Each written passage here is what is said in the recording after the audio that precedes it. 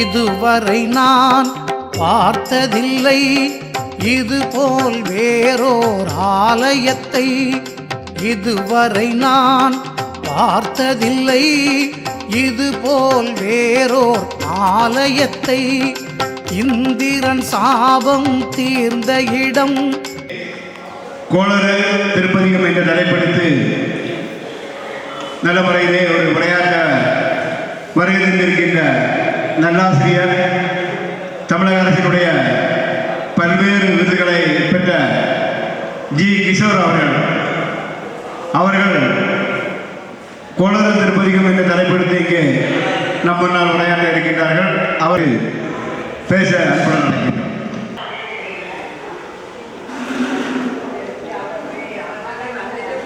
ஐந்து கரத்தனை யானை முகத்தனை இந்த நிலம் பிறை பொதுமையேற்றனை நந்தி மகந்தனை ஞான குழந்தினை புந்தியில் வைத்தடி போற்றுகின்றேனே.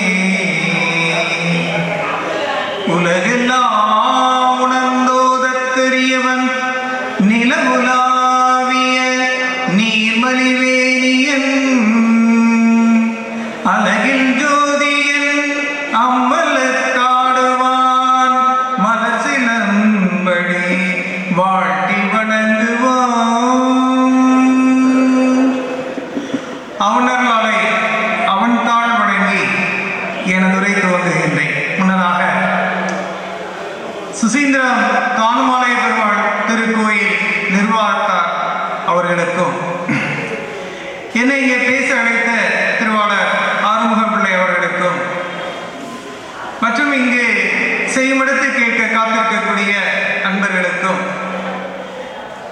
இந்த அரங்கில் வராவிட்டாலும் ஆங்காங்கே நின்று செவிமடுத்து கேட்டுக் கொண்டிருக்கக்கூடிய ஆன்மீக பெரியவர்களுக்கும் எனது பணிவான மாலை வணக்கத்தை உரித்தாக்கி மகிழ்கிறேன். இன்றைக்கு நாம் சிந்திக்க இருப்பது கோளறு திருப்பதிக மகிமை.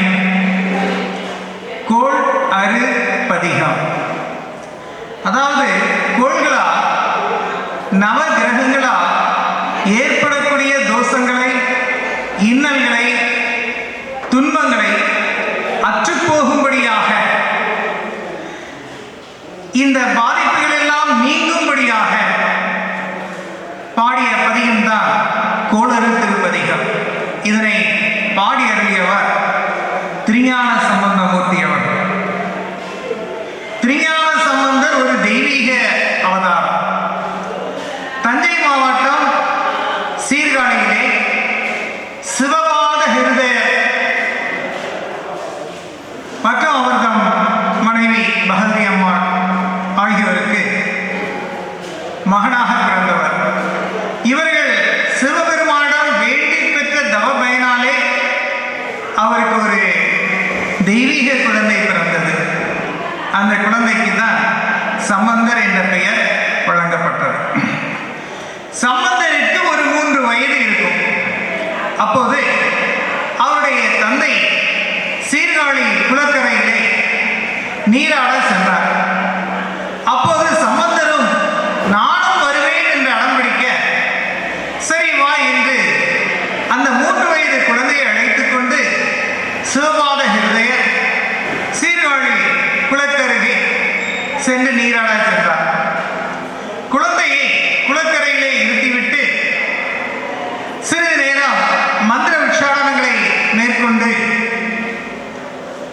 அந்த குழந்தை அருகாமையில் நிறுத்திவிட்டு நீராடி கொண்டிருந்தார். நீண்ட நேரமாக தந்தை வரவில்லை என்ற காரணத்தால் தந்தையை தேடியும் யாரும் அம்மா இல்லை, அப்பா இல்லை, அருகாமையில் யாரும் இல்லை என்பதால் குழந்தை தானே தேம்பி தேம்பி அழ ஆரம்பித்து விட்டார். தேம்பி தேம்பி அழுவதை பார்த்தவுடன் மனமிறங்கிய அம்மையப்பன் அந்த அம்மையப்பனாக அவருக்கு குழந்தைக்கு முன்பாக காட்சி கொடுத்தார். ஈசனின் திருவிழப்படி அம்பிகை பொற்கிண்ணத்தில் பால் எடுத்து அதில் சிவஞான குழந்தைக்கு ஊட்டினார்.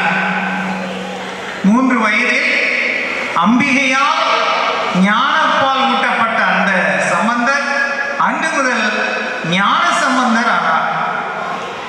இந்த ஞான சம்பந்தர் அங்கே பால்வடியே அமர்ந்திருக்க நீராடிய சிவபால ஹிருதயர் நீராடி முடித்து வந்து குழந்தையை பார்க்கிறார். வாயில் பால் ஒழுகிக் கொண்டிருந்தது. கோபமுற்றார். யார் தந்த எச்சில் பாலை நீ உண்டாய் என்று மகனை அதட்டினார்.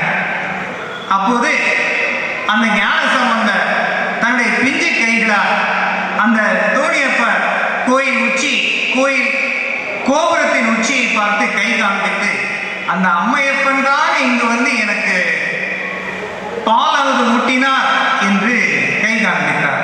அதோடு தன்னுடைய மழலை குரலால் முதலாக அந்த 3 வயதில் முதல் பாடலை பாடுகின்றார். அருள் பெற்ற தெய்வீக குழந்தை அல்லவா. 3 வயதில் அவர் பாடிய பாடல் தோடுடைய செவியன் விடையேறியோதுவன் மதிசூடி.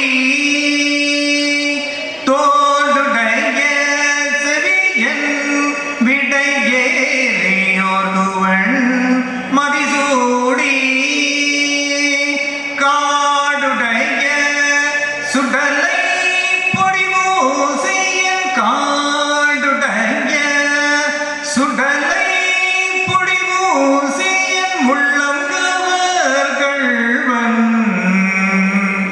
ஏடுடைய மல்லரான் குணை நான் பணிந்தேத்த அருள் செய்த. ஏடுடைய மல்லரான் குணை நான் பணிந்தேத்த அருள் செய்த. பீடுடைய பிரமாபுரமேவிய பீடுடைய பிரமாபுரமேவிய பெம்மானிவனன்றி.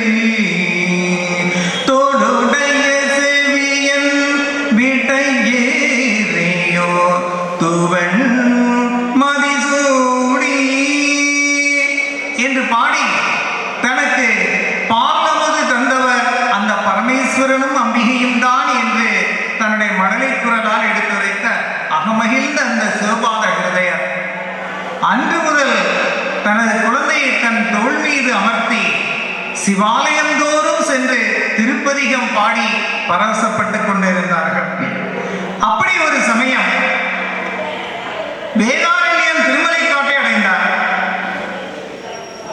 ஆலயந்தோறும் பதிகம் பாடிக்கொண்டிருந்தவர் ஒரு கட்டத்தில் வேதாரண்யம் வந்து அங்கு திருமலைக்காட்டை வந்து அந்த ஆலயத்தை வந்து சேர்ந்தார். அப்போது இந்த குழந்தையினுடைய அருளை பற்றியும் தெய்வீகத்தன்மையை பற்றியும் கேட்டு வியந்த திருநாவுக்கரசர் அவரும் அந்த குழந்தையோடு சேர்ந்து அந்த கோயிலுக்கு திருமலைக்காட்டிற்கு வந்து சேர்ந்தார். இந்த கோயிலுடைய இறைவன் வேதநாயகன் வேதநாயகி. இத்திருக்கோயிலுடைய பிரதான நுழைவாயில் எப்போதும் பூட்டியே கிடந்தது. அது நீண்ட நெடுங்காலமாக அங்கு வேதங்கள் வந்து இறைவனை வழிபட்டு சென்றதாக ஒரு ஐதீகம். இந்த ஊர் பெரியவர்கள் எல்லாம் இந்த கோயிலுடைய பிரதான நுழைவாயில் பூட்டி கிடப்பதை எடுத்துரைத்தவுடன் திருஞான சம்பந்தர் நாவுக்கரசரை எப்போதும் அப்பரே என்று மரியாதையாக அழைப்பதுண்டு. இந்த நிகழ்வை கண்டு அப்பரை திருநாவுக்கரசரை பார்த்து, அப்பரே, இந்த திருக்கோயில் கதவு மூடியிருப்பதை திறப்பதற்கு ஒரு பதிகம் ஒன்று பாடுங்களேன் என்று சொல்ல, திருநாவுக்கரசரும் பண்ணின் நேர்மொழியால் உமைப்பங்கரோ மண்ணினால் வளம் செய்யும் மழைக்காடரோ கண்ணினால் உமைக்கான கதவினை இன்னமாக திறந்தரில் செய்மினோ என்று பதிகங்களை பாட, பதிக முடிவுடைய திருக்கடை காப்பு பாடி முடித்தவுடன் கலகலவென அந்த மணியோசையுடன் கதவு திறந்தது. பொதுமக்கள் எல்லாம் ஆச்சரியத்தோடு அந்த நுழைவாயில் வழியாக ஈசனை தரிசிக்க அந்த வேதநாயகனை பக்தி பரவசத்தோடு கோஷமிட்டு வழிபட்டனர். இந்த திருக்கதவு நாள்தோறும் திறப்பதும் மூடுவதும் நடைமுறையில் இருப்பது நல்லதல்லவா பதிகம் பாடுங்களேன் என்று ஞானசம்பந்தரை வேண்ட உடனே ஞான குழந்தையும் சதுரம் மறைதான் துதி செய்து வணங்கும் மதுரம் பொழிசூழ் மறைகாட்டுரை மைந்தா இது நன்றிரை வைத்து அருள் செய்த எனக்கும் கடவுள் திறக்காப்பு கொள்ளும் கருத்தாலே என்று ஒரு பதிகம் பாட ஆரம்பித்தார். இந்த பதிகம் பாட ஆரம்பித்தவுடன் திருக்காப்பு போட்டுக் கொண்டது. பாட ஆரம்பித்த உடனடியாகவே இவ்வாறாக பல அதிசயங்களை நிகழ்த்தி கொண்டிருக்கின்றால் பாண்டிய நாட்டிலிருந்து சிவனடியார்கள் சிலர் வந்து சேர்ந்தார்கள். வந்து ஞான குழந்தையை பார்த்து, ஐயனே, எங்கள் நாட்டில் சமணம் வேரூன்றி விட்டது. மன்னனும் சமண சமயத்தை தழுவி விட்டார். ஆகவே எங்கள் அரசியார் மற்றும் அமைச்சரும் குலச்சிறையார் அவர்களும் உங்களை பாண்டிய நாட்டிற்கு வரும்படி அழைத்திருக்கிறார்கள். மறுக்காமல் வருகை தர வேண்டும் என்று கூற, அதெல்லாம் என்ன, உடனே வருகிறேனே என்று அந்த குழந்தை புறப்பட்டது. அப்போதுதான் இந்த நாவுக்கரசர் சொல்லுகின்றார், கோளும் சரியில்லை நாளும் சரியில்லை இப்போது வேண்டாம் என்கின்றார். கோளும் சரியில்லை நாளும் சரியில்லை இப்போது போக வேண்டாம் என்று தடுக்கின்றார். அந்த நாவுக்கரசருக்கு ஒரு 80 வயது இருக்கும். இதுவோ ஒரு 5 வயது குழந்தை. அவர் என்ன நினைக்கிறார், ஏன் வேண்டாம் என்று தடுக்கின்றார் என்று சொன்னால், நான் இத்தனை வயதுடைய பெரியவனாக இருந்தாலும் நான் இவ்வளவு நாள் எவ்வளவு துன்பங்களை அனுபவித்தேன் என்று அவருடைய கடந்த காலங்களை நினைவு கூறுகிறார். அந்த தருணத்திலே, அதாவது திருமுனைப்பாடியிலே புகழனார் மாதினி என்பவருக்கு மகனாக 2வது குழந்தையாக பிறந்தவர் தான் இந்த நாவுக்கரசர். நாவுக்கரசருக்கு இயற்பெயர் என்னவென்று சொன்னால் மருள் நீக்கியார். மருள் நீக்கியார் என்ற ஒரு பெயர் உண்டு. அப்போ இவருக்கு மூத்தவர் திலகவதியார், அவருக்கு தமக்கையாராக இருந்து வருகிறார். இதுதான் அவருடைய குடும்ப சூழல். இந்த தமக்கையார் திலகவதியாருக்கு ஒரு 12 வயது இருக்கும். 12 வயது இருக்கும். அந்த நேரத்தில் அவருக்கு அந்த ஊருடைய படை தளபதி, ஒரு கலிப்பகைனார் என்ற ஒரு படை தளபதிக்கு திருமணம் செய்து வைக்க வேண்டும் என்று திருமணம் நிச்சயிக்கப்படுகிறது. இந்த நிலையிலே அந்நாட்டில் ஒரு போர் ஏற்பட படை தளபதி போரிற்கு செல்ல வேண்டும் அல்லவா. கலிப்பகைனார் படைகளை வழிநடத்தி போருக்கு சென்றார். இந்த தருணத்திலே இந்த திலகவதியார் மருளீக்கியார் என்னுடைய தந்தை புகழனார் திடீரென உடல்நலக்குறைவு ஏற்பட்டு மறைந்துவிட,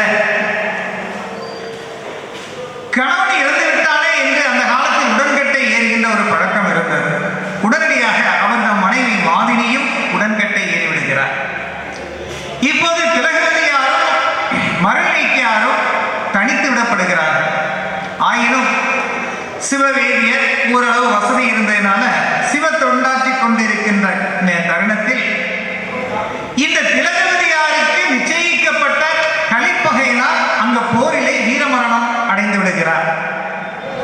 திருமணம் நடைபெறவில்லை. திருமணத்திற்கு நிச்சயம் செய்யப்பட்டு இருக்கிறது. இந்த நிலையில் அவர் இறந்துவிட, வீரமரணம் அடைந்துவிட, நானும் எனக்கு நிச்சயிக்கப்பட்டவர் எனக்கு கணவன் தானே, நான் இறந்து விடுகிறேன் என்று திலகவதியார் தன் உயிரை மாய்த்து கொள்ள முற்பட, அப்போதுதான் மருளீக்கியார், எனக்கு தாயும் இல்லை தந்தையும் இல்லை, எனக்கு தாயுமாகவும் தந்தையுமாகவும் எனக்கு இருக்கக்கூடிய நீயும் போய்விட்டால் நான் எங்கன உயிர் வாழ்வேன், தமக்கு ஏன் நீ எனக்காகவாது இருக்க வேண்டும், என்னை காத்தள்ள வேண்டும் என்று மன்றாட தன் மனதை மாற்றிக்கொள்கிறார் திலகவதியார். தொடர்ந்து சிவ தொண்டாற்றிக் கொண்டு வருங்கால் இந்த மருளீக்கியாருக்கு ஒரு அறிவு தாகம். அது மட்டுமல்லாமல் பல சமய நூல்களையும் கற்றுக்கொண்டிருந்தார். அப்போதுதான் சமணம் வேகமாக வேரூன்றி கொண்டிருந்தது. சமண நூல்களை எல்லாம் கற்றுத் தெளிந்தார். சமணர்களே ஆச்சரியப்படுகின்ற விதத்தில் எல்லா பல ஆராய்ச்சிகளாம் செய்திருந்தார். இறுதியாக சமண இவருக்கு தர்மசேனர் என்ற ஒரு பட்டம் கொடுத்தார்கள். பட்டம் கொடுத்தது மாத்திரமல்லாமல் சமண சமய தலைவராக மாற்றினார். இதை கேள்விப்பட்ட திலகவதியாருக்கு மிகுந்த கவலை. சைவ குலத்தில் பிறந்தவர்கள் அல்லவா நாம், சைவத்தை தலையாக கொண்டவர்கள் அல்லவா நாம், அந்த சிவபெருமானையே தலைவராக கொண்டு செயல்பட்டு தொண்டாற்றிக் கொண்டிருக்கின்ற காலத்தில் எனது தம்பி நேரடியாக சமணத்தில் போய் விழுந்து விட்டானே என்று மிகுந்த வருத்தம். எவ்வளவு சொல்லியும் கேட்கவில்லை. இந்த வருத்தத்திலேயே அவர் ஆலயமாக சென்று கொண்டிருக்கின்றார். இந்த தருணத்திலே திலகவதியார் அடுத்ததாக எங்கு செல்கின்றார் என்று சொன்னால் திருவதிகை வீரட்டானம் நோக்கி ஆலயத்தில் செல்கிறார். அப்போதெல்லாம் இவருக்கு வாடிக்கை என்னவென்றால் ஒவ்வொரு சிவ ஸ்தலமாக சென்று அங்கு பல தொண்டுகளை செய்வார், திருப்பணிகள் பலவற்றை செய்வார். அந்த வகையிலே திருவதிகை வீரட்டானம் வந்து சேர்ந்தார். இறைவனை மனமுருக வேண்டி எனது தம்பி இப்படி சமணத்திற்கு சென்று விட்டானே என்று மனமுருகி வேண்டுகின்ற போது அன்று இரவு இறைவன் கனவில் வந்து கவலை கொள்ள வேண்டாம் திலகவதி, கவலை கொள்ள வேண்டாம். முற்பிறவியில் செய்த வினையின் காரணமாக அவன் இவ்வாறு தடம் புரண்டு விட்டான். சூளை நோய் கொண்டு அவனை காத்திருவோம் என்று அந்த கனவில் தோன்றி மறைந்து விடுகிறார். மறுநாள் இந்த மருள் நீக்கியார் என்ற தர்மசேனருக்கு கடுமையான வயிற்றுவலி ஒருபோதும் நிற்பதில்லை. சமண மதத்திலே சொல்லப்பட்டு இருக்கக்கூடிய அத்தனை வைத்தியங்களும் செய்து பார்த்தாயிற்று, வலி குறையவே இல்லை. அவரால் நிமிர்ந்து நடக்க முடியவில்லை, படுத்தே இருக்கிறார், சுருண்டு படுத்து இருக்கிறார். இந்த நிலையில்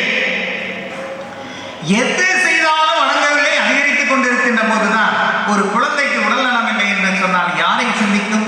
தன் தாயை நினைத்துக் கொண்டிருக்கும். அதுபோல தாயாக இருக்கக்கூடிய தமைக்கையார் திலகவதியை நினைந்து சமையல்காரரை அழைத்து என் சூழ்நிலையை எடுத்துச் சொல்லி எனது தமக்கை திலகவதியாரை இங்கு அழைத்து வா என்று சொல்ல இந்த சமையல்காரர்களும் அந்த வீரட்டானம் சென்று திலகவதியாரை பார்த்து தங்களது தம்பியார் இந்த மாதிரி வேதனைப்பட்டுக் கொண்டிருக்கிறார், உங்களை அழைத்து வரும்படி சொல்லி இருக்கிறார் என்று சொல்ல, சமண மடத்தில் ஒருபோதும் நான் கால் பதிக்க மாட்டேன், வேண்டுமானால் அவனை இங்கு அழைத்து வாருங்கள், நான் பார்த்துக் கொள்கிறேன் என்று சொல்ல, வந்த விஷயத்தை மரணிக்கான எடுத்து சொல்ல வேறு வழியின்றி தமக்கைக்கான அனைவரும் எடுத்து இங்கு கொண்டு வருகிறார். தம்பியை பார்த்தவுடன் ஆற தழுவி கவலை கொள்ள வேண்டாம் தம்பி, உனக்கு எல்லாம் இறை அருளால் சரியாகும், ஈசனை நன்றாக பற்றிக்கொள், திருநீர் அணிந்து கொள், உனக்கு சரியாகும் என்ற ஆறுதல் வார்த்தைகள் சொல்ல வழியிலிருந்து கொஞ்சம் நிதானமாக இருந்தார். மறுநாள் காலையில் திருவீரட்டானம் ஆலயத்திற்கு வந்து இருவருமே வந்து அங்கு பணியாற்றி கொண்டிருக்கின்ற போது நன்னீரால் தொளித்து வாசலிலே கோலமிட்டு பூக்கள் பறித்து பல்வேறு விதமான கைங்கரியங்கள் செய்து கொண்டிருக்கும் போது மனமுருகி ஈசனை வேண்டிக்கொள், உன்னுடைய பிரச்சனைகள் தீரும் என்று தமக்கையார் சொல்ல, அப்போதுதான் மனமுருகி ஈசனை வேண்டி பாடுகின்றார். கூட்டாயின வாரவில ககலி கொடுமை பல செய்தன நானறியே, கூட்டாயின வாரவில ககலி கொடுமை பல செய்தன நானறியே, ஏற்றானடிக்கே இறையின் பகலும் ஏற்றானடிக்கே இரவும் பகலும் பிரியாது வணங்குவன், எப்பொழுதும் பிரியாது வணங்குவன், எப்பொழுதும் தோற்றாதென் வயிற்றின் அகம்படியே குடரோடு துடக்கி முடகிட, தோற்றாதென் வயிற்றின் அகம்படியே குடரோடு துடக்கி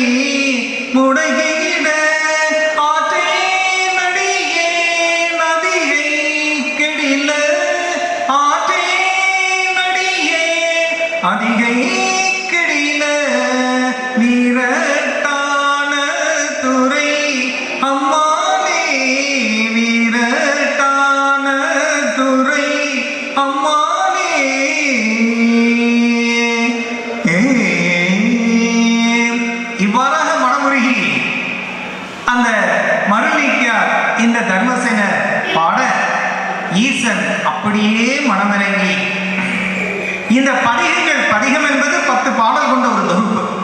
அந்த பாடல் முடிகின்ற தருவாயில் இறைவன் அசரீரியாக தோன்றி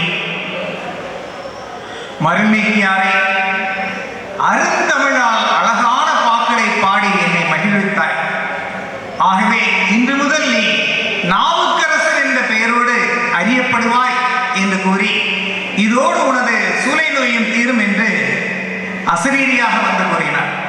அவருடைய நோய் முற்றிலும் நீங்கியது. மருள்நீக்கியாராக இருந்தவர் தர்மசேனராக மாறி நாவுக்கரசராக இறைவனால் போற்றப்பட்டு இன்று நாம் திருநாவுக்கரசர் என்று சொல்லுகின்றோம். இப்ப என்ன ஆயிற்று?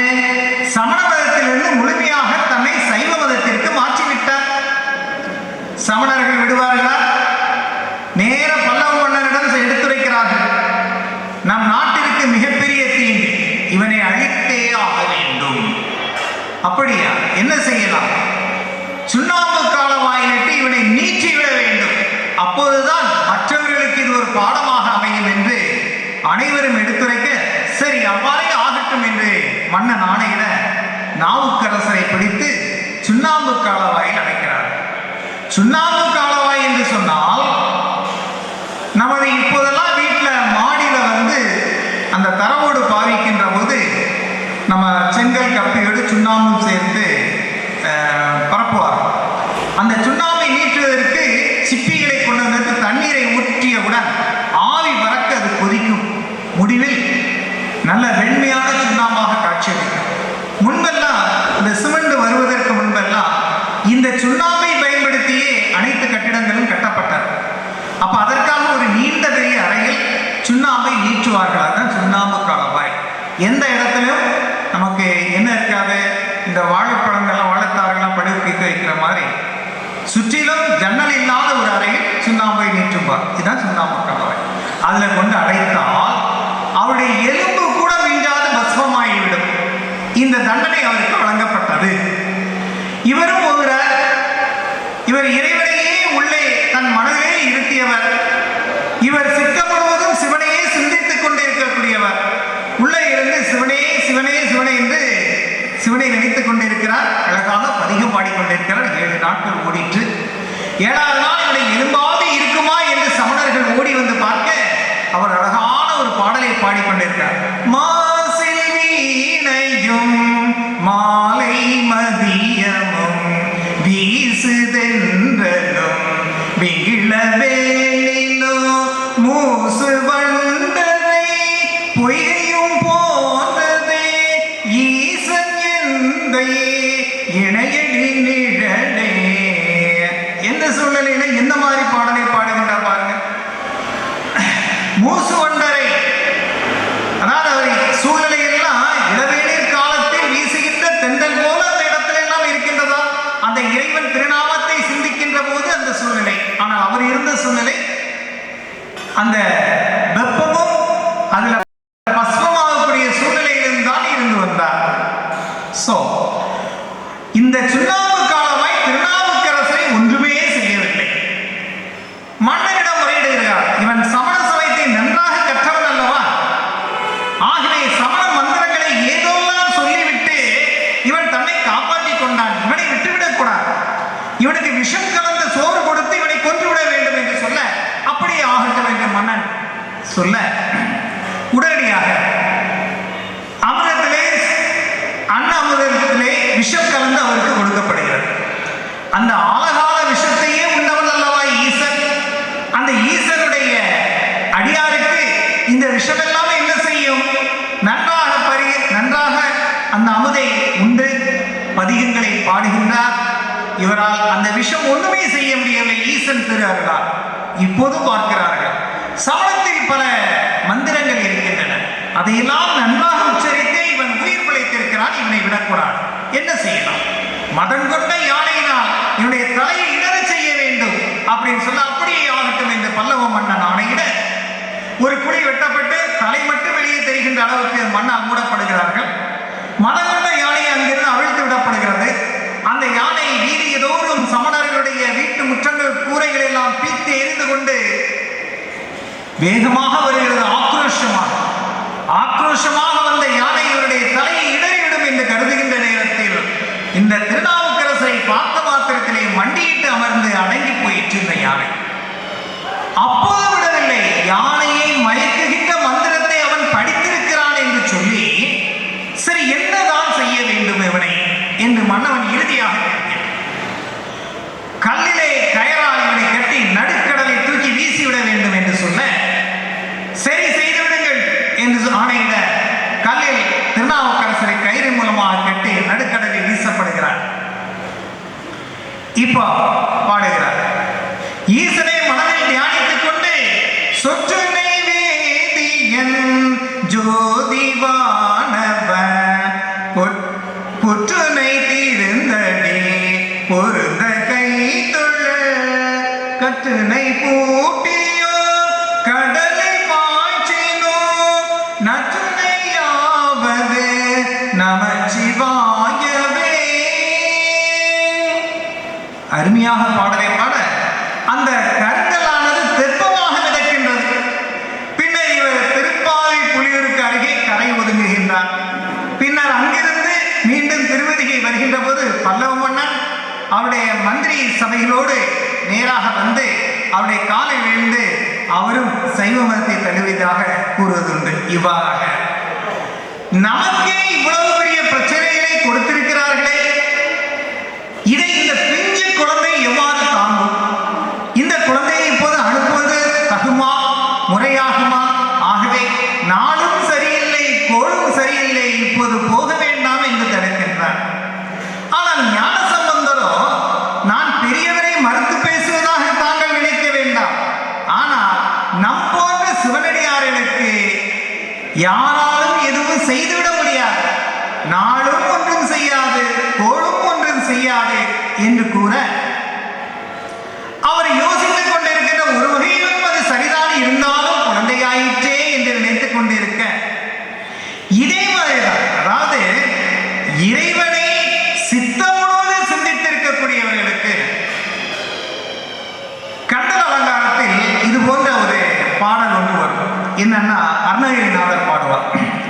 நாளேன் செய்யும் வினைதானேன் செய்யும் என்னை நாடி வந்த கோள்தான் ஏன் செய்யும் கொடும் கூற்றியன் செய்யும் குமரேசன் இரு தாளும் சிலம்பும் சதங்கையும் தந்தையும் சண்முகமும் தோளும் கடமும் எனக்கு முன்னே வந்து தோன்றுமே அப்படின்னு பாடுவார். என் கண்முன்னே வந்து தோன்றுகின்ற போது இந்த நாள் என்ன செய்யும், வினை என்ன செய்யும், கோள் என்ன செய்யும், கூற்றுவன் என்ன செய்ய முடியும் என்று அருணகிரிநாதர் பாடுவார். அதே சிந்தனையில் தான் ஞான குழந்தை திருஞான சம்பந்தரும் இப்போது என்ன சொல்லுகிறார் என்று சொன்னார், இந்த நாளும் கோளும் ஒன்றும் செய்ய முடியாது சொல்லடியார்கள் என்று சொல்லுகிறார். சரி, இந்த நாளும் கோளும் என்னதான் செய்துவிட முடியும் என்று பார்த்தோமானால், ஒருவன் நமது பிறவி இருக்கின்றதை, இந்த பிறவியில பல்வேறு பிறவிகளை நம்ம எடுத்துக்கொண்டே இருக்கின்றோம். ஒவ்வொரு பிறவியிலும் செய்யக்கூடிய பாவங்கள் அனைத்தும், இந்த கர்மாக்கள் என்று சொல்லக்கூடிய இந்த பாவங்கள் அனைத்தும் சஞ்சீத கர்மா அப்படின்னு ஒரு பிக்ஸட் டெபாசிட் மாதிரி பேங்க்ல போட்ட மாதிரி அப்படியே நிறைஞ்சிருக்கும் நம்ம அக்கௌண்ட்ல. இதுக்கு பேர் சஞ்சீத கர்மான்னு பேர். இந்த சஞ்சீத கர்மாவில இருந்து ஒரு பகுதி கர்மாவை எடுத்துக்கொண்டு அதுக்கு பேரு பிராப்த கர்மா. அந்த பிராப்த கர்மாவை எடுத்துக்கொண்டு நமக்கு ஒரு பிறவி வழங்கப்படும். அந்த பிறவி நம்ம என்ன வினையை செய்தோமோ அந்த கர்மாவை அனுபவிப்பதற்காக வழங்கப்பட்ட அந்த பிறவி. இந்த பிறவிலும் மேலும் பாவம் செய்வார்கள். அது இந்த பிறவியை எனக்கு ஆகாமிய கர்மான்னு சொல்லுவாங்க. இந்த பிறவியில் செய்த பாவங்கள், இந்த கர்மா திரும்பவும் சஞ்சீத கர்மாவில் போய் சேரும். இதுதான் சைவ சித்தாந்தத்தில் சொல்லப்படுகிறது. ஆக நமக்கு கிடைச்ச இந்த பிறவி பிராப்த கர்மாவின் அடிப்படையில் அமைந்தது.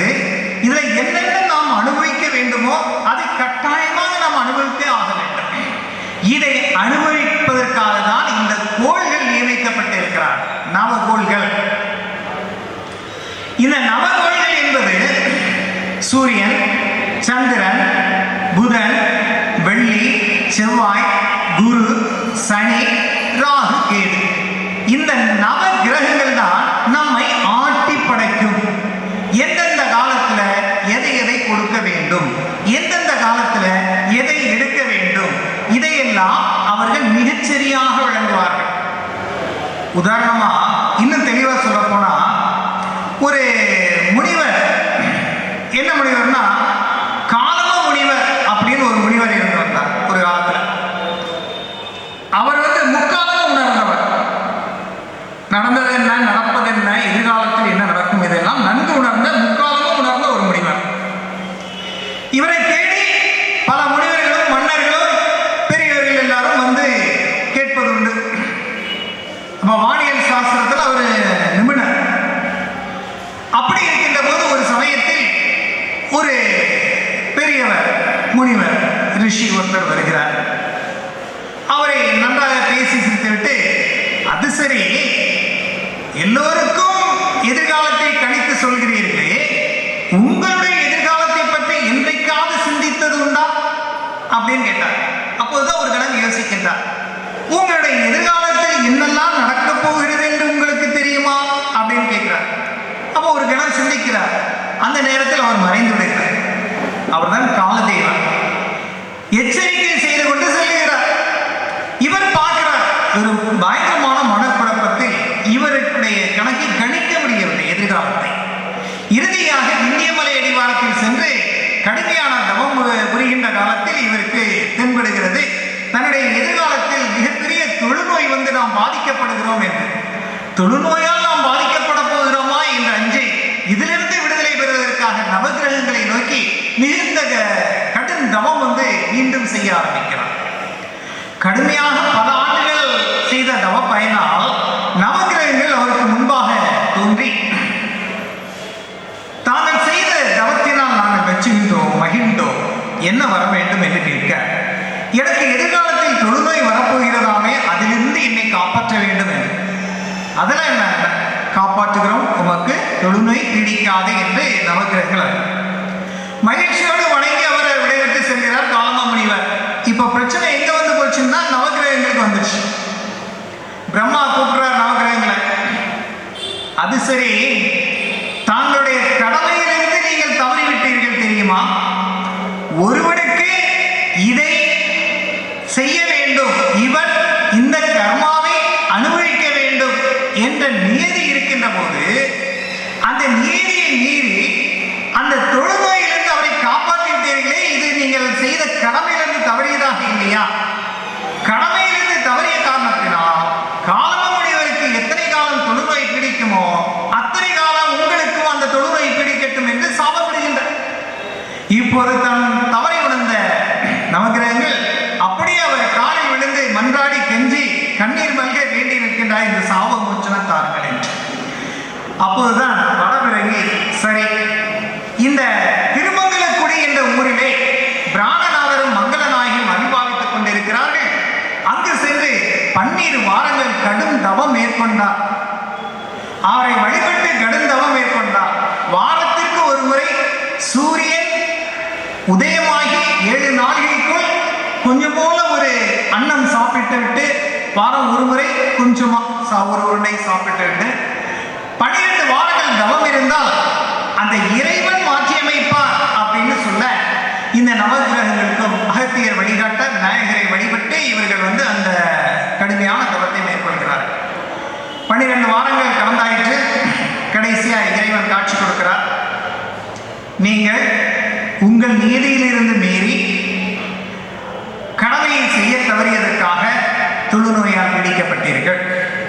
ஆனால் கடுமையான தவம் செய்து தங்கள் தவறை உணர்ந்த காரணத்தினால் உங்களை விட்டு தொழுநோய் நீங்குவதாக இனிமேல் நீங்கள் தவறு செய்ய மாட்டீர்கள். இந்த மானிட உலகில் யார் பிறந்தாலும் அவருடைய பிறவிக்கு ஏற்ற பலனை கொடுப்பதுதான் உங்கள் கடமை. அந்த கடமையில் தவறாமல் உங்கள் பணியை தொடருங்கள் என்று சொன்னாங்க.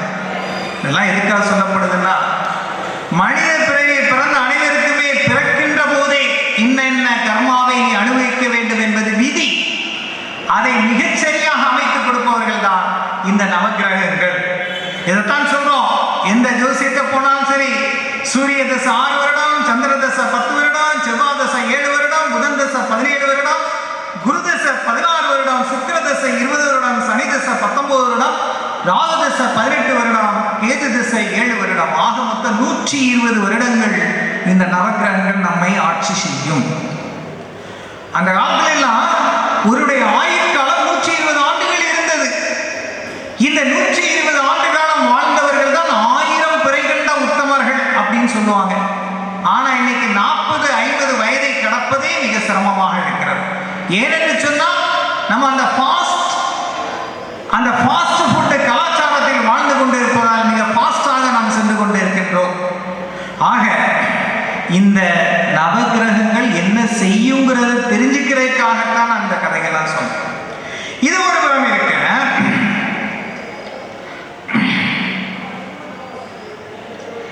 இப்போ குழந்தை ஞானசம்பந்தர் தன்னை முழுமையாக இறைவனிடம் ஒப்படைத்தவர், முழுமையாக இறைவனே நம்பி இருக்கக்கூடியவர். அப்பேற்பட்டவர் இந்த கோயில் எல்லாம் என்னை ஒன்றும் செய்துவிட முடியாது, என்னை மட்டுமல்ல நம் போன்ற சிவனடியார்களை இவர் ஒன்றும் செய்துவிட முடியாது என்றுதான் இந்த கோளறு திருப்பதிகத்தை பாடுகின்றார். பதிகம் என்பது 10 பாடல்கள் கொண்ட தொகுப்பு. ஆனால் இந்த ஞானசம்பந்தர் 11 பாடல்களை அவருடைய பதிகத்தில் பாடியிருப்பார். இனி அவருடைய பாடலை இப்பதான் திருநாவுக்கரசருக்கு ஒரு நம்பிக்கை ஏற்பட்டார். பரவாயில்ல, குழந்தையா இருந்தாலும் ஞான குழந்தை சிவனடியாக இருக்கிறனால எனக்கு ஒன்றும் செய்ய முடியாது, நம்பிக்கையோடு செல்ல இருக்கிறது அப்படின்னு. அப்ப இந்த கோளறு பதிகத்தை இதற்கு சப்போர்ட்டிவா பாடுறார். எப்படி பாடுறார்? முதல் பாடல் வேயுறு தோழி பங்கன் விடமுண்ட கண்டன் மிக நல்ல வீணை தடவி மாசர திங்கள் கங்கை முடிமேல் அணிந்தன் உளமே புகுந்த அதனால் ஞாயிறு திங்கள் செவ்வாய் புதன் வியாழன் வெள்ளி சனி பாம்பு ரெண்டும் உடனே ஆசர நல்ல நல்ல அவை நல்ல நல்ல அடியாரவர்க்கு மிகவே. முதல் பதிகத்தை முதல் பாடலை பாடுகின்றார். இந்த பாடலை பொருளை பார்த்தோம்னா, வேயுறு தோழி பங்கன், ஈசன் உமையுறு பாகனாக அம்மையப்பன் நம் அன்னை உமாதேவியோடு அந்த உமாதேவி தன்மையுடையவள் என்பதையும் இந்த தருணத்திலே சொல்கிறார். வேயுறு தோழி, மூங்கில் போன்ற தோழினை உடைய உமையாள், மூங்கில் போன்ற தோழினை உடைய உமையாளோடு தந்தை ஈசன் அப்படியே காட்சி கொடுக்கின்றார். அவர் எப்பேற்பட்ட தன்மையுடையவர் என்றால் விடமுண்ட கண்டன், விஷமுண்ட கண்டன். கண்டன் என்றால் கழுத்தை உடையவர், விஷம் உண்ட கழுத்தை உடையவர். அப்போ ஒரு சமயத்துல தேவர்களும் அசுரர்களும் போட்டி போட்டு இந்த பார்க்கடலை கடைந்து அமிர்தத்தை எடுத்து நாம் உண்ணுனா நமக்கு எதுவும் ஆகாது, உயிர் போகாது, பலவிதமான நன்மைகள் ஏற்படும் என்று வாசுகி பாம்பையும் கயிறாக கொண்டு மேல்மலையை மத்தாக கொண்டு ஒரு பக்கம் அசுரர்கள் ஒரு பக்கம் தேவர்கள் என பார்க்கடலை கடைந்து கொண்டிருக்கின்ற போது இந்த வேதனையால் இந்த வாசுகி பாம்பு அந்த விஷத்தை கக்க பார்க்கடலில் முதலில் வரக்கூடியது பெரும் விஷம். இந்த ரெண்டும் சேர்ந்து பிரளயமாக மாற இதை பார்த்து உடனடியாக அந்த விஷத்தை இந்த உயிர்களை உய்விக்கும் பொருட்டாக அதை அப்படியே உருட்டு நம்ம வாயில் போட்டு அப்படியே விழுங்கி விட்டார். உமாதேவியார் பார்த்து விடுவாரா? இவருக்கு எதுவும் செய்துவிடக்கூடாது என்று கண்டத்திலே வைத்து அடக்கிவிட்டார். அன்று முதல் ஈசனுக்கு கழுத்தானது நீல நிறமாக காணப்படும். அதுதான் நீலகண்டம் என்ற பெயர் வரும். அதான் இங்க வேயுறு தோழி பங்கன் மூங்கில் போன்ற தோழினை உடைய உமையாளை தன் ஒரு பாகமாக கொண்ட உமையொரு பாகன் விடமுண்ட கண்டன், அந்த விஷத்தை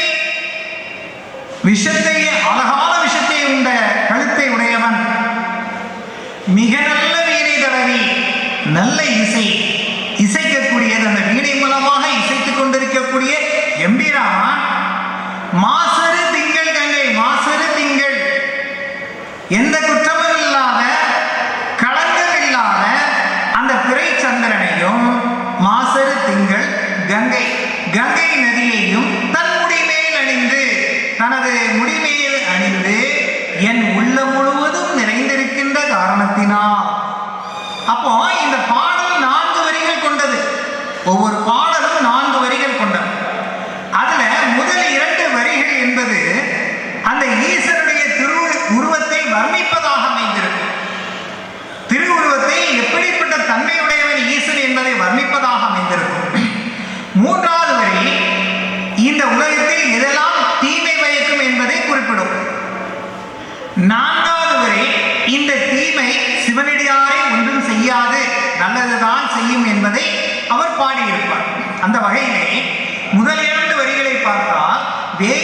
தோழி பங்கன் விடமுண்ட கண்ணன் மிக நல்ல வீணை தடவி மாசரு திங்கள் கங்கை முடிமேல் அணிந்து என் உடமே புகுந்தாதனால் இப்பேறு தன்மை படைத்த ஈசன் என்கிறான் என் உள்ளத்திலே நிறைந்திருக்கின்ற காரணத்தினால் என்ன செய்யாது?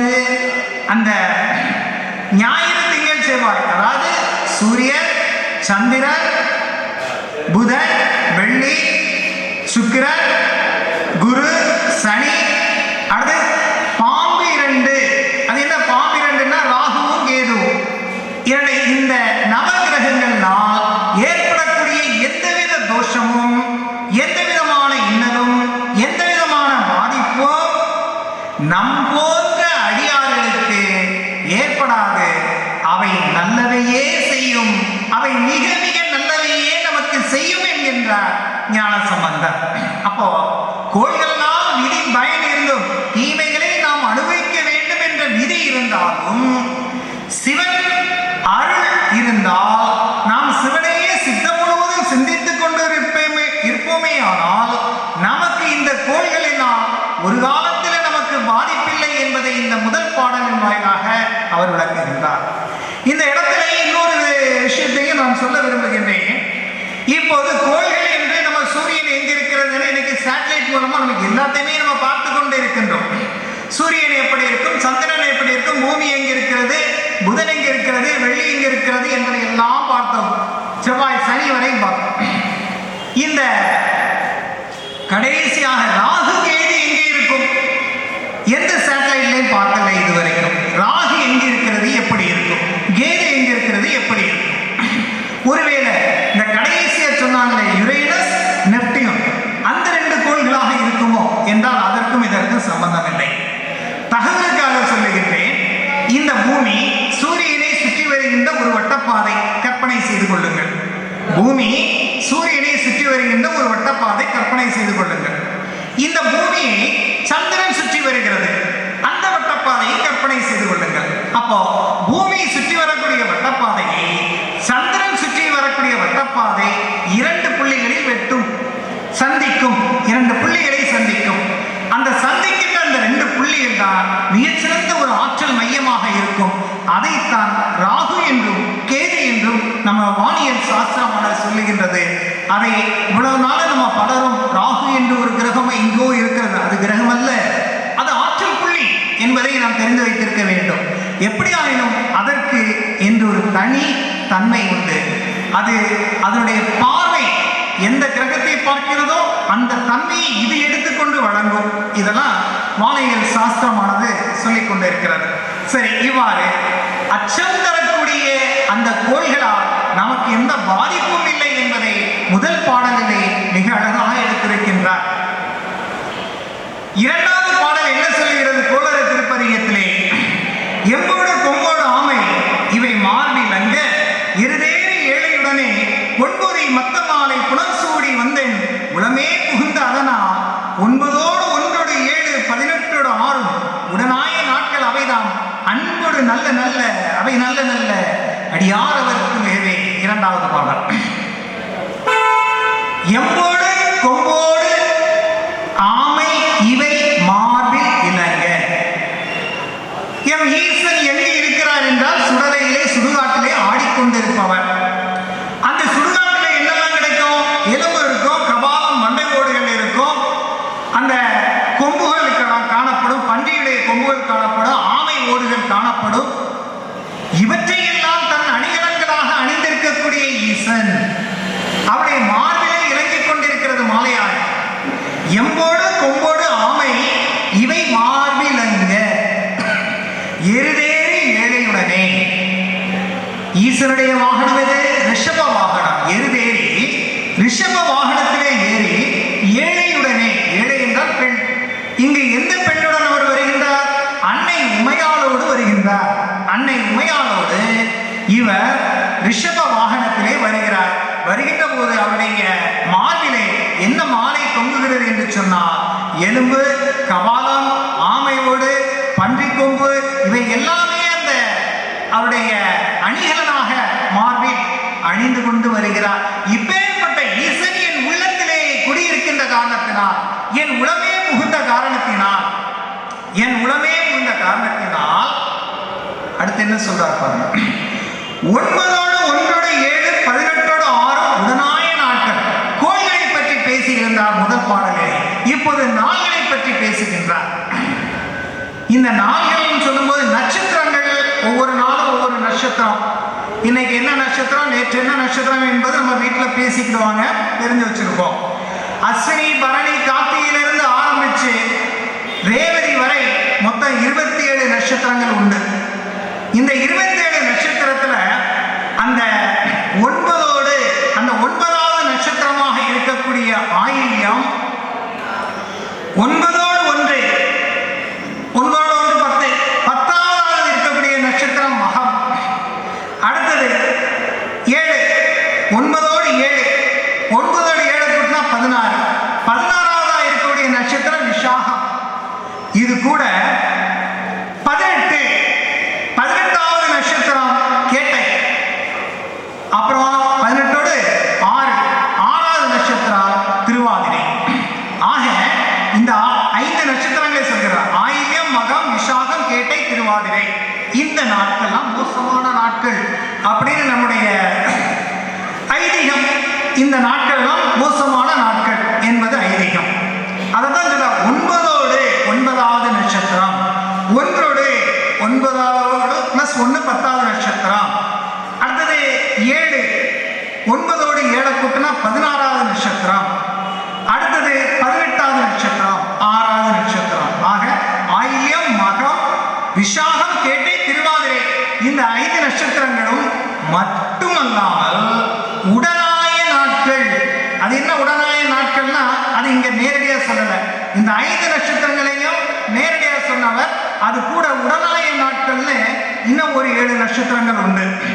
எதெல்லாம் அது அப்படின்னு சொல்லியாச்சுன்னா பரணி, கார்த்திகை, சுவாதி, சித்திரம், பூரம், பூராடம், பூரட்டாதி இந்த 7 நட்சத்திரம் சேர்த்து மொத்தம் 12 நட்சத்திரங்கள் உள்ள நாட்கள் பயணம் மேற்கொள்ள கூடாது அப்படிங்கிறது சாஸ்திரம். அப்ப இங்க என்ன சொல்றாரு பாருங்க. இப்பேற்பட்ட நாட்களாக இருந்தாலும் கூட எம்பிரான் இறைவன் என் உளவே புகுந்த அதனால் அன்போடு அவை நல்லதல்ல, அவை எல்லாம் அன்பானவை, மிக மிக நல்லவை என்று அவ அடியாரவருக்கு நல்லது மட்டுமே செய்யும் என்று கூறுகின்றார். அதாவது இந்த 7 நாட்கள் கூட எப்படி வந்தது அப்படின்னு சொன்னா உடனாய நாட்கள் உடனே சொல்லிட்டார். எது அந்த உடனாய நாட்கள் பார்க்கின்ற போதுதான் பழமையான பாடல் ஒன்று ஞாபகத்திற்கு வருகிறது. ஆதிரை, பரணி, ஆரல், ஆயில்யம், முப்புரம், கேட்டை, தீதரு, விசாகம், சுவாதி, சித்திரை, மகம் 6 நட்சத்திரம் பெரும் தனம் கொண்டார் தாரார், வழிநடைப்பட்டார் மீளார், பாயிரில் படுத்தவன் தேரான், பாம்பின் வாய் தேரை போல். என்னன்னா இந்த 12 நட்சத்திரம் கொண்ட நாட்களில் எல்லாம் யாருக்காவது கடனாக பெருந்தொகையை கொடுத்தால் அது திருப்பி வராது. வழிநடைப்பட்டார், பயணம் மேற்கொண்டால் திரும்பி வரமாட்டான், பாயிரில் படுத்தவன் மீண்டு எழமாட்டான். இதெல்லாம் பாம்பின் வாயில தேரை போச்சுனா எப்படி மீளாதோ அது போல அமைந்துவிடும் என்பது ஒரு பழமையான பாடல். ஆக அவர் சொன்ன 5 நட்சத்திரங்கள் பிளஸ் மீறி இந்த பழம்பெரும் பாடத்தில் 7 நட்சத்திரங்களாக 12 நட்சத்திரங்கள் எல்லாம் மோசமான நாட்கள் என்று சொல்லப்பட்டாலும் சிவனடியார்களை பொறுத்தமட்டில் என் உள்ளத்திலே குடியிருக்கிற காரணத்தினாலே இந்த நாட்கள் எல்லாம் எனக்கு நல்லதை மட்டுமே செய்யும் என்று கூறுகின்றார். 3வது பாடலாக நம்ம வருகின்றோம் என்று சொன்னால் உருவலர் பவளமேனி ஒளிநீர் அணிந்து உமையோடு வெள்ளை விடைமே முருகலர் கொன்றை திங்கள் முடிமையில் அணிந்தன் உளமே புகுந்தாதலாம். இந்த 2 பாடல்ல ஈசனுடைய திருவுருவத்தை அப்படியே வர்ணித்திருக்கின்றார். உருவலர் பவளமேனி ஒளிநீர் அணிந்து உமையோடு வெள்ளை விடைமே முருகலர் கொன்றை திங்கள் முடிமையில் அணிந்தன் உளமே புகுந்தாதலாம். உருவலர் பவளமேனி இறைவன் ஈசனுடைய திருமேனி எப்பேற்பட்ட திருமேனி என்று சொன்னார். பவளம் போன்ற சிறந்த திருமேனி. அப்படிப்பட்ட திருமேனியில் ஒளி வீசுகின்ற திருநீரை மேல் அணிந்து ஒளி வீசுகின்ற திருநீரை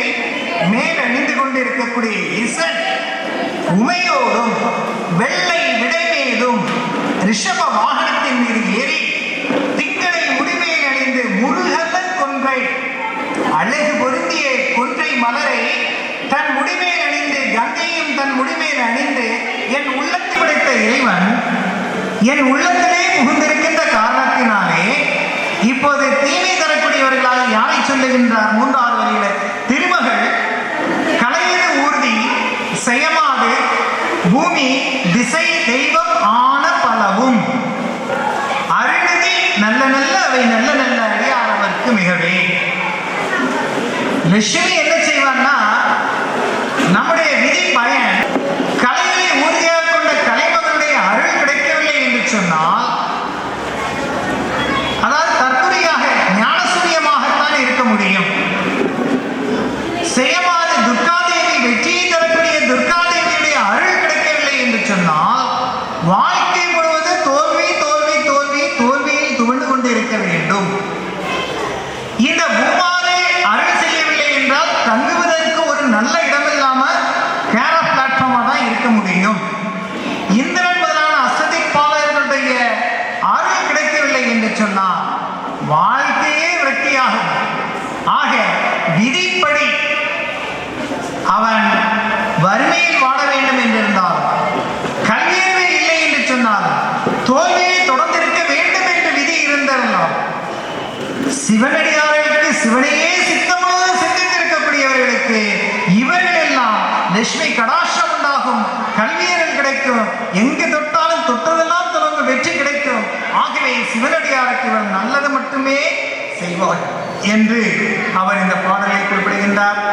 அடுத்ததாக 4வது பாடல், மதி முதல் மங்கையோடு வடால் இருந்து மறையோடு எங்கள் பரமன் நதியோடு கொன்றை மாலை முடிமையில் அணிந்தன் உளமே புகுந்த அதனால் பொதியுறு காலன் அங்கி நமனோடு தூதர் கொடு நோய்களான பலவும் அடிகளும் நல்ல நல்ல அவை நல்ல நல்ல அடியார் அவர்க்கு மிகவே. மதி நுதல் மங்கையோடு பிறை சந்திரனை போன்ற அழகு உடைத்த நெற்றியுடைய அந்த உமையாள், அந்த உமையாளோடு வட ஆள் இருந்து, ஆலமரத்திற்கு கீழே இருந்து நம்ம அருள் பாவித்துக் கொண்டிருக்கக்கூடிய மறை ஓது வேதங்களை சொல்லி போதித்துக் கொண்டிருக்கக்கூடிய எங்கள் பரமன், எங்கள் தலைவன், தட்சிணாமூர்த்தியாக இருந்து அருள் பாவித்துக் கொண்டிருக்கக்கூடிய எங்கள் தலைவன் நதியோடு கொன்றை, நதினா கங்கை நதி, கங்கையை முடிமேல் அணிந்து கொண்டு கொன்றை மாலையெல்லாம் தன் முடிமேல் அணிந்து கொண்டு என் உள்ளத்திலே குடியிருக்கிறார். ஈசன் என் உள்ளத்திலே எவ்வாறு குடியிருக்கின்றார்? இந்த தன்மையோடு அவர் குடியிருக்கின்ற காரணத்தினாலே அடுத்தது துன்பம் தரக்கூடியது யாருன்னு சொல்றார் 3வது வரியில. கொதி ஒரு காலன், ஆத்திரமுடைய காலன் வருவான். அடுத்தது அங்கி, அக்னியால் ஏற்படக்கூடிய பாதிப்பு, நமனோடு துறை யமனோடு தூதர்கள், கொடு நோய்கள், கடுமையான தாங்க முடியாத பல நோய்கள், இதையெல்லாம் அனுபவிக்க வேண்டும் என்ற விதி இருந்தாலும் கூட ஈசன் எங்கே இருக்கிறார்? என் உளமே புகுந்த அதனால் எம் போன்ற அடியார்களுக்கு துன்பம் எதுவும் நிகழ்வதில்லை அப்படிங்கிறார். இதுல அங்கிங்கிறது அக்னி. நம்ம ஏற்கனவே பார்த்தோம், அக்னி துன்பம் தரும் இடத்தில் இருந்தாலும் கூட அந்த சுண்ணாம்பு காலவாயில இருக்கின்ற போது அந்த திருநாவுக்கரசரை ஈசன் காப்பாற்றினார் அல்லவா? அதுபோல இன்னும் பல உதாரணங்களை சொல்லலாம். இன்னொரு சமயம் கொடுமையான நோய்கள் பல இருந்தாலும் திருஞான சம்பந்தர் ஒரு சமயம் கொடிமாடு செங்குன்றூர் என்ற இடத்திற்கு செல்கின்ற போது வினையாம் என்று சொல்லும் உய்வினை அப்படிங்கிற ஒரு பாடல், செய்வினை வந்தமை தீண்ட பெறாதிருக்க திருநீலகண்டம்னு ஆணையிட்டு ஒரு பாடலை பாடுகின்றார். விஷம் முறிந்தது. ஆக நோயினால் ஏற்படக்கூடிய தன்மை கூட இறையருளால் மாறும் என்பதை இந்த பாடலில் பாடுகின்றார். இந்த கோளறு திருப்பதியத்தினுடைய 5வது பாடலாக நஞ்சனி கண்டன் எந்தை மடவாழ்தனோடும் விடையேறும் நங்கள் பரமன் மிகையான பூதம் அவையும் அஞ்சிடும் நல்ல நல்ல அவை நல்ல நல்ல அடியார் அவர்க்கு மிகவே. நஞ்சு அணி கண்டன், நஞ்சு விஷத்தை அணிகலனாக அணிந்திருக்கக்கூடிய கழுத்தை உடைய எம்பிரான் ஈசன் என் தந்தை அவர்தம் மடவாழ்தனோடும் என் அன்னை உமையாளோடு கூடி விடையேறும் ரிஷப வாகனத்தின் மீது ஏறி எங்கள் தலைவன் வருகிறார். அவர் எப்படிப்பட்டவர்? துஞ்சீரில் வன்னி கொன்றை, கருமையான பச்சை நிறம் கொண்ட வன்னி மரத்தையும் கொண்டு வன்னி மலரையும் கொன்றை மலரையும் தன் முடி மீது அணிந்து என் உள்ளத்திலே இப்போது புகுந்திருக்கின்ற காரணத்தினால் வெஞ்சின அவுணரோடு கொடும் சினம் கொண்ட அசுரர்கள் வந்தாலும் சரி, உறும் இடியும் மின்னும், இடி பயங்கரமான சத்தத்தோடு அச்சுறுத்தினாலும், மின்னலால் பாதிப்புகள் ஏற்படும் என்று இருந்தாலும், மிகையான பூதம் ஐம்பூதங்கள், இந்த ஐம்பூதங்கள்னாலே நீர், நிலம், காற்று, நெருப்பு, ஆகாயம் சொல்றோமே, இதனால என்ன பாதிப்பு ஏற்படும்? நிலம்னு சொன்னா பூகம்பம் ஏற்படும், நிலச்சரிவு ஏற்படும்.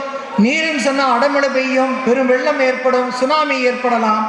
காற்று, புயல், சூறாவளி, நெருப்பு, தீ விபத்து, வெடி விபத்து இதெல்லாம் ஏற்படலாம். ஆகாயம், மின்னல், விண்கல் இதெல்லாம். ஸோ இந்த மாதிரி ஐம்பூதங்களால் ஏற்படக்கூடிய பாதிப்புகள் என்று இருந்தாலும் கூட இறைவன் எங்கே இருக்கிறார்?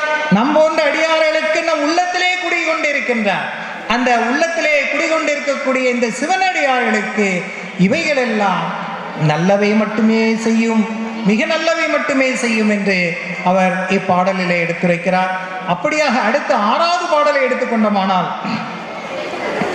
வாளறி அதழிரு ஆடை வரிகோவனத்தார் மடவாழ்தனோடும் உடனாய் நாள் மலர் வன்னி கொண்டை நதிசூடி வந்து என் உடமையை புகுந்ததனால் கோளறி உழுவையோடு கொலையானை கேழல் கொடுநாகமோடு கரடி ஆளறி நல்ல நல்ல அவை நல்ல நல்ல அடியார் அவர்க்கு மிகவே. இந்த கோளறு திருப்பதிகத்தினுடைய 6வது பாடலில் ஒளி பொருந்திய வரி வரியாய் கொண்ட அதலது ஆடை, புலித்தோல் ஆடை கோவணமாக அணிந்திருக்கக்கூடிய என் தலைவன் ஈசன் அவர்தான் மடவாழ்தனோடு அன்னை உமையாளோடு, எல்லா பாடலையும் அன்னை உமையாளோடு இங்கு வருவார்.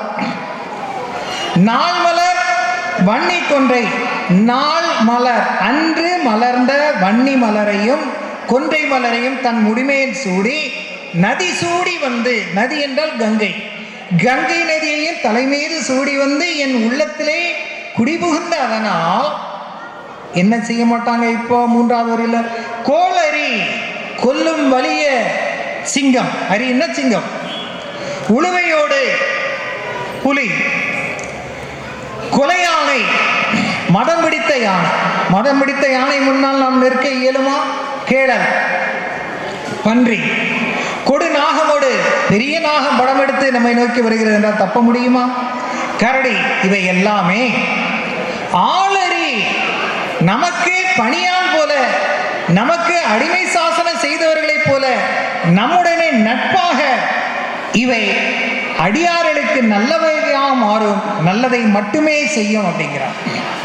இப்போ திருநாவுக்கரசரை வந்து கொலை யானையை, மத யானையை அவிழ்த்து விட்டு தலையை இடறச் செய்கின்ற போது அது எல்லா இடத்திலையும் அந்த வெறித்தனமான அந்த ஆட்டத்தை காட்டிவிட்டு திருநாவுக்கரசருடைய அந்த சிரசை பார்த்த மாத்திரத்திலேயே தன்னுடைய மதம் அடங்கி அவருடைய மண்டியிட்டது அல்லவா?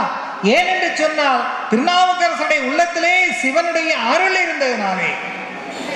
ஆகவே சிவனடியார்களை இது போன்ற எதுவும் எந்த விலங்குகளும் அச்சுறுத்த முடியாது என்று சொல்லுகின்றார். இந்த புலித்தோல் ஆடையை ஏன் அணிந்திருக்கின்றார் என்று சொன்னால், தாரகாவனத்து ரிஷிகள் எல்லாம் அவர்கள் என்ன செய்வார்களாம் என்றால், இறைவன் எல்லாம் நாம் வணங்க வேண்டிய அவசியம் இல்லை, நம்ம என்ன செஞ்சா போதும், நம்ம தவமும் ஹோமமும் செய்தாலே போதும் நமக்கு வேண்டியன கிடைக்கும் என்று ஆணவத்தோடு இருந்தார். அப்படி இருக்கின்ற போது அவர்களுடைய ஆணவத்தை அடக்குவதற்காக ஈசன் பிச்சாடன கோலம் கொண்டு அங்கு வந்தார். ரிஷி பத்தினிகள் எல்லாம் ஈசனின் திருமேனியை கண்டு அப்படியே அசந்து போய் நிற்க, இதை கண்டு கோபமடைந்த அந்த ரிஷிகள் அவருடைய யாகத்திலிருந்து அதிசார ஹோமம் வளர்த்து அந்த யாகத்திலிருந்து பயங்கரமான ஒரு புலி ஒன்றை, வரிப்புலி ஒன்றை தோன்றச் செய்து ஈசன் மீது ஏவினார். ஈசன் அந்த வரிப்புலியை அடக்கி அதன் தோலை தான் அவர் வரி கோபனமாக அவர் அணிந்திருக்கின்றார். இதுவும் வரலாறு. சரி, 7வது பாடலுக்கு வருகின்றோம். செப்புள முளையினல் மங்கை ஒரு பாகமாக விடையேறு செல்வன் அடைவார் ஒப்புளம் அதையும் அப்பும் முடிமையில் அணிந்தேன் உளமையை புகுந்த அதனால் வெப்பொடு குளிரும் வாதம் மிகையான பித்தம் வினையாக வந்து நலியா அப்படி நல்ல நல்ல அவை நல்ல நல்ல அடியார் அவர்க்கு மிகவே. செப்பிள முளையினல் மங்கை ஒரு பாகமாக, செம்பு போல் இளம் தனங்களை கொண்ட அன்னை உமையாளை தன் ஒரு பாகமாக கொண்ட ஈசன் விடையேறும் செல்வன் அந்த ரிஷப வாகனத்தில் ஏறி வரக்கூடிய எம்பிரான் அடைவார் தன்னை அடைவாரை தன்னை அடைக்கலம் கொண்ட ஒப்பு இளமதி. இளமதினா அந்த பிறை சந்திரன், அப்பும் நீர் கங்கையும் தன் முடிமையில் அணிந்து என் உள்ளத்திலே புகுந்திருக்கின்ற காரணத்தினால் வெப்போடு குளிரும் வாதம் மிகையான பித்தம். நம்ம உடம்புல வாதம் பித்தம் சிலேக்கிதம்னு 3 நாடி உண்டு. அந்த காலத்தில் வைத்தியர்கள்லாம் நன்றாக வைத்தியம் பயின்றவர்கள் கையில் நாடி பிடித்து பார்த்து பித்த நாடி எப்படி இருக்கிறது, இந்த வாத நாடி எப்படி இருக்கிறது, சிலேகித நாடி எப்படி இருக்கிறது என்பதை வைத்து நோய்களை கண்டுபிடித்து குணப்படுத்தினார்கள். இன்றைக்கு அது மறைந்து என்ன ஆயிற்று, டாக்டர்கிட்ட போகிறோம், முதல்ல ஸ்டெதஸ்கோப் வச்சு என்னத்தையோ பார்ப்பார், அடுத்ததாக அவர்கிட்ட ஒரு பிளட் டெஸ்ட்டு வச்சுருப்பார், அதை எடுக்க சொல்லுவார், அடுத்த ஒரு கிளினிக்லேருந்து கொஞ்சம் பெரிய ஆஸ்பத்திரியாக இருந்தால் எக்ஸ்ரே எடுக்க சொல்லுவார், அடுத்து ஸ்கேன் எடுக்க சொல்லுவார். இதெல்லாம் தாண்டி எங்கேயோ ஒருத்தட்ட போய் எம்ஆர்ஐ அதை எடுத்துகிட்டு வாங்கம்பாங்க. எல்லாத்துலேயும் பல விஷயங்களை கற்றுக்கிட்டு கடைசி என்ன கொடுக்காருன்னு அவருக்கும் தெரியாது, வாங்கினவன்னு தெரியும், அவன் தலைவிதி, அவ்வளோதான். ஸோ இந்த வாதப்பித்த சிலேக்கித்த முதலான நோய்களில் இருந்தும் தன்னை காப்பாற்றுவார் ஈசன், சிவனடியாரை நன்றாக காப்பாற்றுவார் அப்படிங்கிறார் அவர். அடுத்த 8வது பாடல்ல வேள்விட விழி செய்து அன்று விடைமேல் இருந்த மடவாழ்தனோடு உடனாய் வாழ்மதி வன்னி கொன்றை மலர்சூடி வந்தென் உளமையை புகுந்த அதனால் ஏழ்கடல் சூழ் இலங்கை அறை என்றன ஊடும் இடரான வந்து நிலையா ஆழ்கடல் நல்ல நல்ல அவை நல்ல நல்ல அடியார் அவர்க்கு மிகவே அப்படிங்கிற. வேள்வட வெளி செய்து, வேள்னா யார சொல்றாருன்னா 2 பேர் தான் வேள். ஒன்று மன்மதன், வேள்னா மன்மதனுடைய ஒரு பேர் வேள். இன்னொன்று யாருன்னா முருகவேள். இந்த 2 பேர் தான் வேள். இந்த 2 பேருக்கும் ஒரு ஒற்றுமை உண்டு. என்ன அப்படின்னா வேள்பட வெளி செய்து ஈசன் தன்னுடைய நெற்றிக்கண்ணை திறந்து அந்த பொறிகளால் பஸ்வமாக்கினார் மன்மதனை. அதே நேரத்தில் அந்த நெற்றிக்கண்ணை திறந்து அந்த பொறிகளால், அந்த அக்னி பொறிகளால் முருகப்பெருமானை உய்விக்க வைத்தார். ஆக 2க்குமே ஒரு ஒற்றுமை உண்டு. அதனால 2 பேரும் வேள்னு சொல்றோம். ஸோ அந்த வேள்பட வெளி செய்து அன்றைக்கு மன்மதனை 3வது நெற்றிக்கண்ணால் எரித்து அழித்து அந்த ஈசன் விடைமேல் இருந்து ரிஷப வாகனத்தின் மேல் இருந்து மடவாழ்தனோடும் தன்னுடைய நம் அன்னை உமையாளோடும் உடனாய் வாழ்மதி, மதியின சந்திரன், ஒளி பொருந்திய சந்திரனையும் எல்லா இடத்துலையும் பாருங்க, அதான் ஒளி பொருந்திய சந்திரனையும் வன்னி மலரையும் கொன்றை மலரையும் கங்கையையும் தலைமையில் சூடி அப்படியே அந்த திருவுருவத்தோடு என் இதயத்திலே குடிபுந்து இருக்கின்ற காரணத்தினாலே ஏழ்கடல் சொல். இவருடைய 8வது பாடல் எல்லா பாடல்லையும் யார் வருவார்னா ராவணன் வருவார். இது 8வது பாடல். அதான் இங்க சொல்றார், ஏழ்கடல் சொல் இலங்கை அரையந்தனோடு இடரான வந்து நெளியா ஆழ்கடல் நல்ல அவை நல்ல. ஏழ்கடல் சூழ்ந்த இலங்கையை அரசாளக்கூடிய அந்த ராவணனால் ஏற்படக்கூடிய தீமைகளும் வந்து சேராது. ஆழ்கடல் பாவக்கடலில் மூழ்கிய நிலையில் நம்முடைய ஆன்மா, அதுதான் பவசாரகம் அப்படின்னு சொல்றோம். ஸோ இதனால ஏற்படக்கூடிய பாதிப்புகளில் இருந்தும் சிவபெருமான் என்னை காப்பாற்றுவான், நம் போன்ற அடியார்களை காப்பாற்றுவார் அப்படின்னு சொல்றாங்க. ராவனுடைய கதைகள்லாம் 2வது குழந்தைகள் ஆவரமா இருக்கிறனால சுருக்கமா முடிச்சுட்டோம். 9வது பாடம் பலபல வேடமாகும் பரன் நாரி பாகன் பசியேறும் எங்கள் பரமன். பலபல வேடமாகும் பரமன் ஈசன் நேரடியாக ஈசனாக வந்து காட்சி கொடுப்பது இல்லை. ஒவ்வொருவருக்கு ஏற்றவாறு அவர் வேடமிட்டு வருவார். இப்போ அர்ஜுனன் வந்து தவம் இருந்த போது வேடனாக வந்து அவருக்கு காட்சி கொடுத்து அந்த பாசுபதம் என்ற ஒரு ஆயுதத்தை அவருக்கு வழங்கினார்.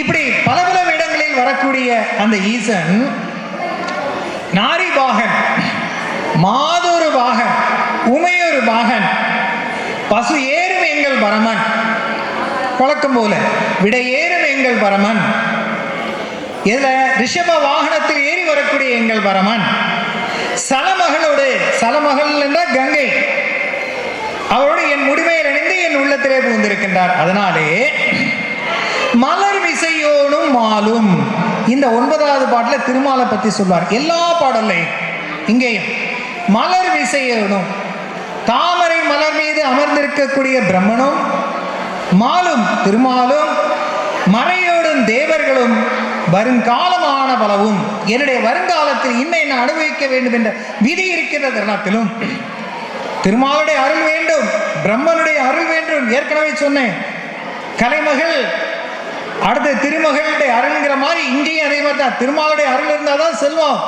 இல்லைன்னா தரித்திரன். பிரம்மாவுடைய அருள் இருந்தால் தான் கல்வி, இல்லைன்னா ஞானசூனியம். இவர்கள் எல்லாம் விதி பயன்படி நமக்கு எது செய்ய முடியாத சூழ்நிலை இருந்தாலும் சிவன் உடன் இருந்தால் அவர்கள் அனைவரும் நமக்கு அருள் பாவிப்பார்கள் என்று இந்த 9வது பாடலே முடிந்தார். அடுத்து 10வது பாடல். கொத்தலர் குழலியோடு விசையற்கு நல்கு குணமாய வேட விகிர்தன் மத்தமும் மதியும் நாக முடிமையில் அணிந்தேன் உளமையை புகுந்ததனால் புத்தரோடு அமனை வாதில் அழிவைக்கும் அண்ணல் திருநீர் செம்மை திடமே அத்தகு நல்ல நல்ல அவை நல்ல நல்ல அடியார் அவர்க்கு மிகவே. இங்க 10வது பாடலை எப்பவுமே பிற சமயத்தை சொல்லுவார் 10வது பாடல். அதே மாதிரி இங்க சமண சமயத்தை இங்க சொல்லி இருக்கிறார். கொத்தலர் குழலியோடு, கொத்து கொத்தாக தன் கூந்தலில் மலர்களை சூடி இருக்கக்கூடிய அன்னை உமையாளோடு விசையற்கு நல்கி, விசையன்னா யாரு? விஜயன், அர்ஜுனன். அர்ஜுனனுக்கு பாசுபதம் கொடுத்தவர் அந்த வேட விகிர்தனாக வந்து காட்சி கொடுத்து இதெல்லாம் செய்திருக்கின்றார். மத்தமும் மதியமும், ஊமத்தம், மத்தம்னா ஊமத்தம், ஊமத்தம் பூவும் மதி, மதியன்னா சந்திரன், சந்திரனையும் கங்கையையும் நதியையும் தலைமையில் சூடி என் உளமை புகுந்த. அதனால் புத்தரோடு அமனை வாதில் அழிவிக்கும் அண்ணல் திருநீர் செம்மை திடமே. புத்தரோடும் சமணத்தையும் திருநீற்றாலே அவர்களை புறந்தள்ள வைத்த செம்மை இருக்கக்கூடிய ஒரு இதுதான் சிவன் அருள் அப்படிங்கிறார். என்ன அது அப்படின்னு பார்த்தோம் அப்படின்னா, சம்பந்தர் வந்து பிற்காலத்தில் அவர் மதுரைக்கு போகின்ற போது அந்த மதுரையில் ஒரு மடத்தில் தங்கியிருக்கிறான்னு சொன்ன உடனடியாட்டு இந்த சமணர்கள்லாம் சேர்ந்து இவன் ஏதாவது செஞ்சிடக்கூடாது அப்படின்னு சொல்லிட்டு மடத்துக்கு தீ வச்சிருவார். தீய வச்ச உடனடியாட்டு ஞான சம்பந்தர் பாடுகிறார். செய்யனே திருவாலவாய் சமணரிட்ட தீ நேர வாய் பையவே சென்று பாண்டியனுக்கு ஆகுகன்னு அவர் பாடல் பாடுவார். அப்போ நேர யாருக்கு? பாண்டிய மன்னனுக்கு வெப்பு நோய் பரவிடும். அதுக்கப்புறம் மறுநாள் அங்கே இருந்து என்னன்னா வெப்பு நோயால் மன்னன் துடிதுடிக்கிறார். அந்த நேரத்தில் சமணர்கள்லாம் அந்த மயில் இலை அந்த இதனால பீலியால எண்ணெய் தடவுகிறார்கள். எண்ணெய் தடவும் போது கொதிக்கிறது, மேலும் கொதிக்கிறது. ஐயோ வேண்டாம் வேண்டாம் என்று தடுக்கின்றார். கமண்டலத்திலிருந்து மந்திர நீரை அவர் மீது தெளிக்கிறார்கள். ஏதோ அந்த தோசைகள்ல தண்ணியை தெளிச்ச மாதிரி அவர் உடம்புல அப்படி வெந்து போகுது. இந்த நேரத்தில் தான் அரசியார், மந்திரி குலச்சிறையார் இவங்கெல்லாம் யாரை கூட்டிட்டு வர்றாங்க? நம்ம ஞான சம்பந்தரை கூட்டு அவர்கிட்ட காணிப்போம் அப்படின்னு. இப்போ சமணர்கள் தடுக்கிறார்கள். வேண்டாம் வேண்டாம், நாங்கள் பார்த்துக்கொள்ளும். இல்லை, என் நோய் குணமால் போன போதும், ஞான சம்பந்தர் வரட்டும், ஆளுக்கு பாதியாக எடுத்துக்கொள்ளுங்கள். வலது பக்கம் ஞான சம்பந்தர், இடது பக்கம் சமணர்கள் என்று. அப்போதுதான் ஞான சம்பந்தர் வலது பக்கத்தில் மன்னனுக்கு திருநீர் பூசி மந்திரமாவது நீரு வானவர் மேலது நீரு, சுந்தரமாவது நீரு, துதிக்கப்படுவது நீரு, தந்திரமாவது நீரு, சமயத்தில் உள்ளது நீரு, செந்துவர் வாயுமை பங்கன் திரு ஆலமாயன் திரு நீரை என அழகா பாடி திருநீர் பூச அந்த பகுதி முழுவதும் குளிர்ந்து குணமாகியது. சமணர்களை ஒதுக்கிவிட்டு உடல் முழுவதும் திருநீர் பூசி திருஞான சம்பந்தா அவர் வெப்பு நோய் தீர்க்கப்பட்டார். அதுதான் திருநீற்றுடைய செம்மை அப்படின்னு அவர் இந்த பாடல்ல சொல்றார்.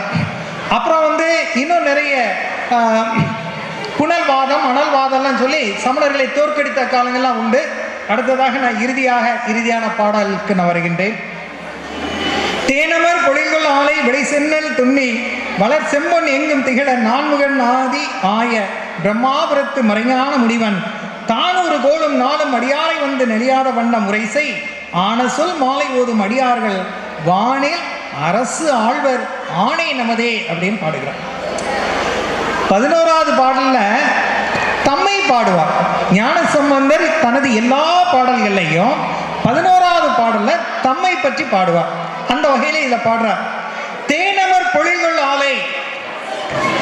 இங்க தேனமர் பொழில்கொள் ஆலைன்னு தேன் நிறைந்த பூக்களை கொண்ட பூங்காக்களை கொண்ட கரும்பு விளைகின்ற செந்நெதிர் கதிர் முற்றுகின்ற அவ்வளவு செழிப்பான பகுதியாகி அந்த பிரம்மாபுரத்தில் பிறந்த நான், அந்த பிரம்மாபுரத்தில் அவர் அப்பேற்பட்ட செழுமை படைத்த ஊரில் பிறந்த அந்த பிரம்மாபுரம். ஏன் பிரம்மாபுரம் பேர் வந்தது?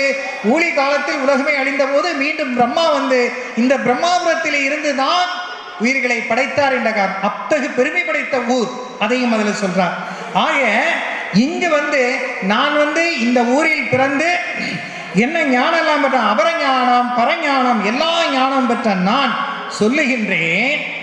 இந்த கோளறு திருப்பதிகத்தை நீங்கள் படித்து வந்தால் இங்கு மட்டுமல்ல, நீங்கள் இந்த துன்பங்களிலிருந்து நீங்குவது மட்டுமல்ல, அந்த வானுலகிலே நீங்கள் அரசாள்வீர்கள்.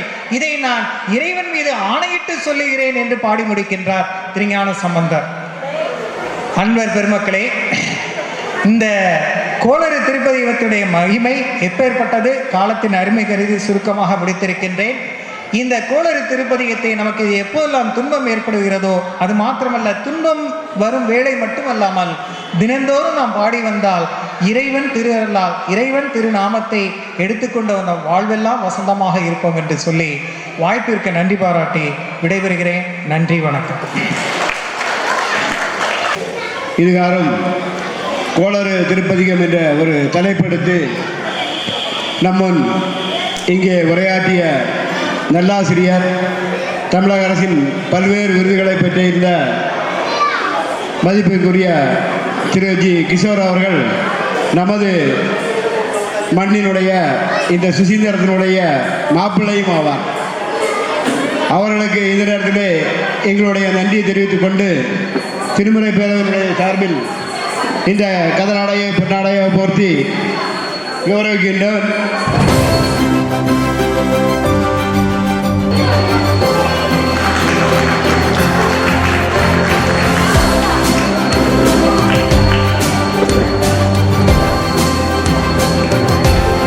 திருமுறை பேரவையினுடைய செயலர் திரு எஸ் பன்னீர்செல்வம் அவர்கள் இந்த நினைவு குறித்து வழங்கி கௌரவிப்பார்கள். அவர்களுக்கு நல்லூர் கவிஞர் திரு ரவி அவர்கள் பொன்னாடை போட்டி கௌரவிக்கிறார்கள்.